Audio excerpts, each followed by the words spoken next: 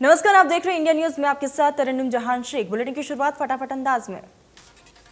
प्रधानमंत्री नरेंद्र मोदी का आज 71वां जन्मदिन है। पीएम मोदी ने जन्मदिन को खास मनाने के लिए बीजेपी ने खास तैयारी की। इसी कड़ी में भारतीय जनता पार्टी का सेवा एवं समर्पण अभियान की शुरुआत होगी।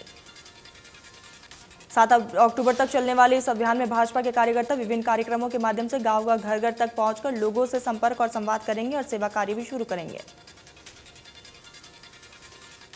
सेवा एवं समर्पण अभियान के तहत 17 से 20 सितंबर तक स्वास्थ्य परीक्षण शिविर आयोजित किया जाएगा। चिकित्सा प्रकोष्ठ इसका समन्वय करेगा।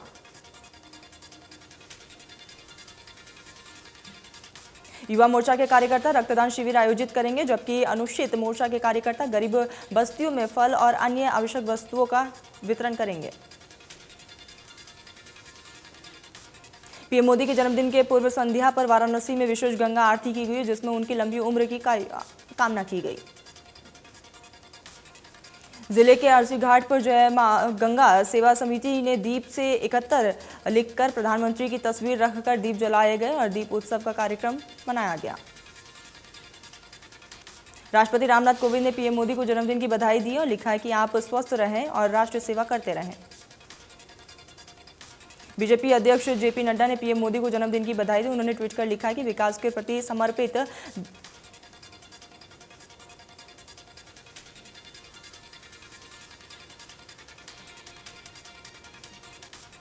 कांग्रेस नेता राहुल गांधी ने भी पीएम मोदी को जन्मदिन की बधाई दी। उन्होंने ट्वीट कर लिखा है कि हैप्पी बर्थडे मोदी जी। बिहार के सीएम नीतीश कुमार ने पीएम मोदी को जन्मदिन की बधाई दी। उन्होंने ट्वीट कर लिखा कि पीएम की लंबी आयु और स्वस्थ जीवन की कामना करता हूं।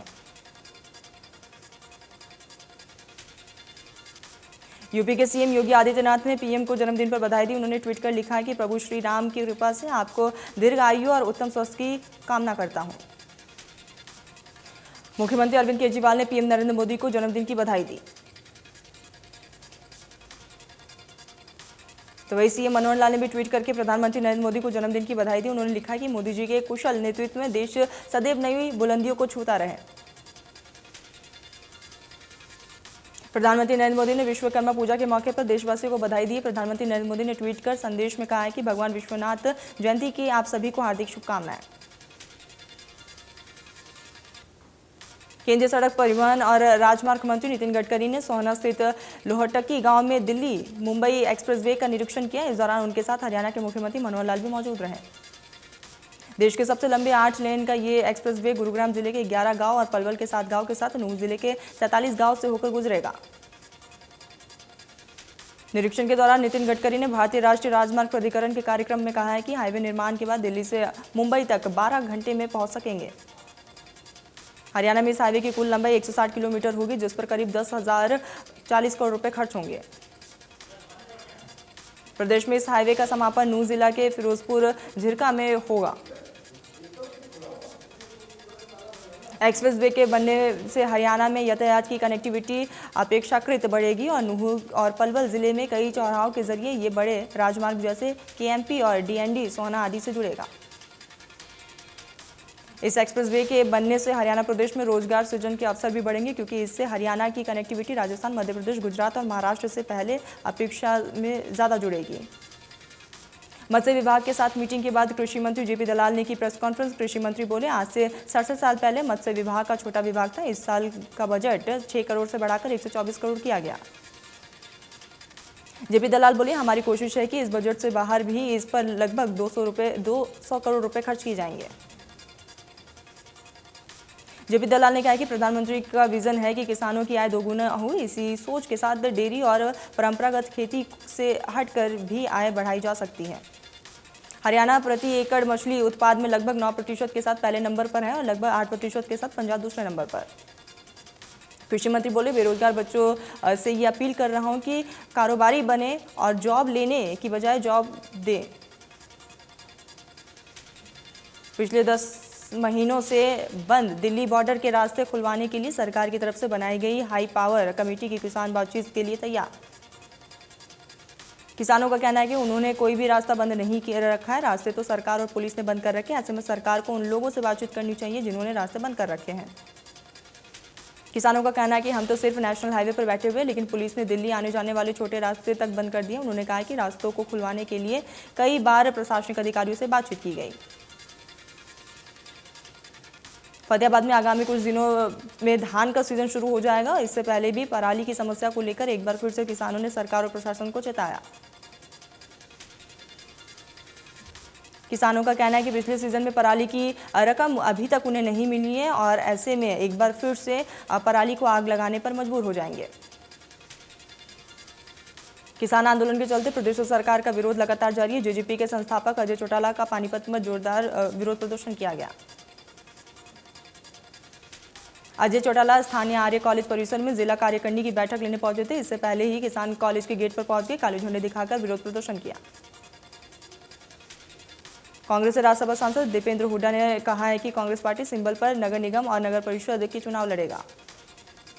दीपेंद्र हुड्डा ने कहा है कि नगर पालिका और पंचायत के चुनाव कांग्रेस सिंबल पर नहीं लड़ेगी। कांग्रेस के मुद्दे पर दीपेंद्र ने कहा कि सरकार को किसानों से खुले दिल से बातचीत करनी चाहिए। देश में पिछले 24 घंटे में कोरोना वायरस के 34,640 नए केस सामने, 37,841 रिकवरी हुई है, 432 की मौत।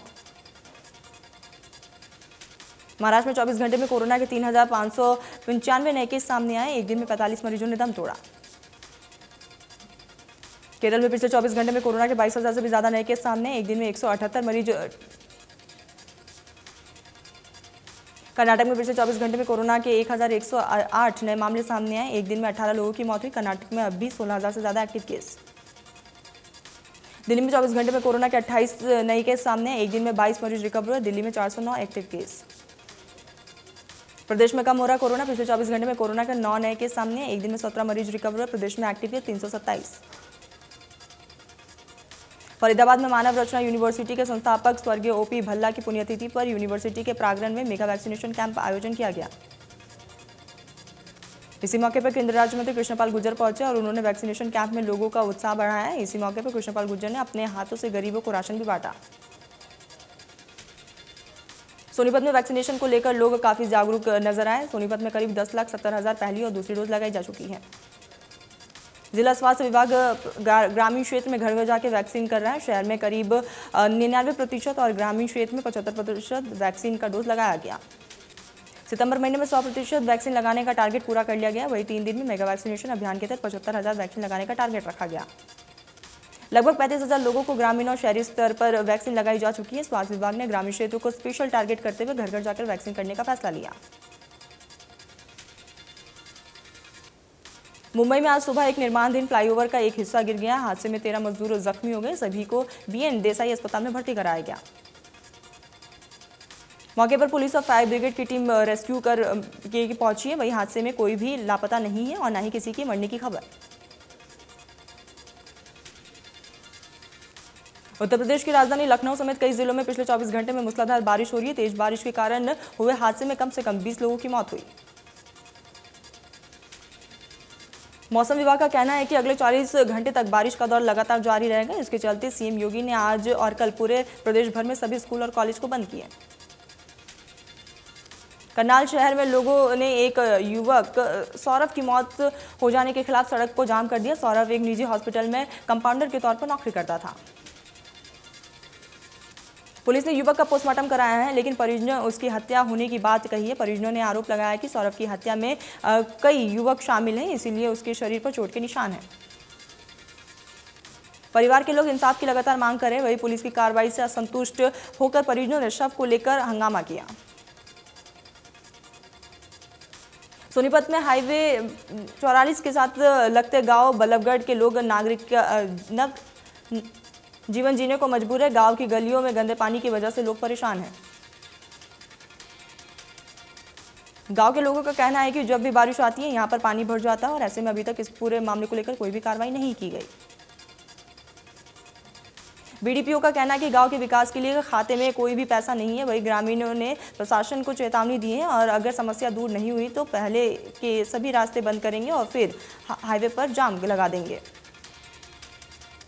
सोनीपत में भी सुबह गरज के साथ तेज बारिश हुई है, जिसकी वजह से लोगों को गर्मी से राहत मिली। तेज बारिशों से एक बार फिर से किसानों को उठाना पड़ सकता है भारी नुकसान। किसानों की बाजरे, कपास और सब्जी की फसलों को पहले की तरह हो सकता है नुकसान। सिरसा में पिछले कुछ दिनों से लगातार हो रही बारिशों से आम लोगों को गर्मी से राहत मिली।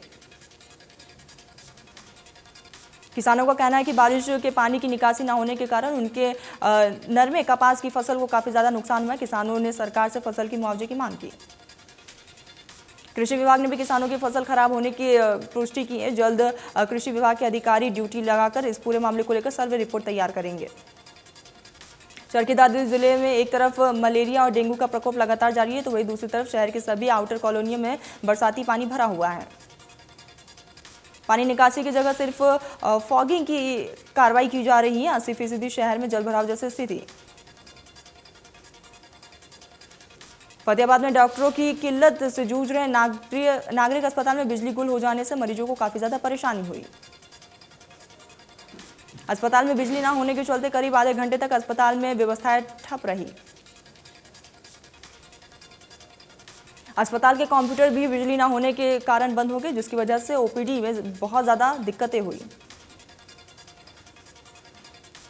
कैथल में 4 साल से टोहरा से फिरोजपुर की बदहाल सड़क परेशानी का सबब बना हुई है। सड़क की वजह से लोग बेहद ज्यादा परेशान हैं।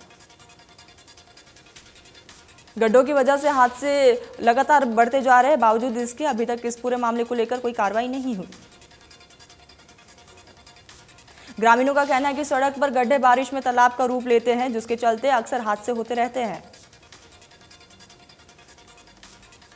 बदहाल सड़कों को लेकर एक्शन का कहना है कि 4 सड़कों के टेंडर निकाले हैं, जो 29 सितंबर को जारी किए जाएंगे, जिसके बाद सड़क का काम शुरू होगा।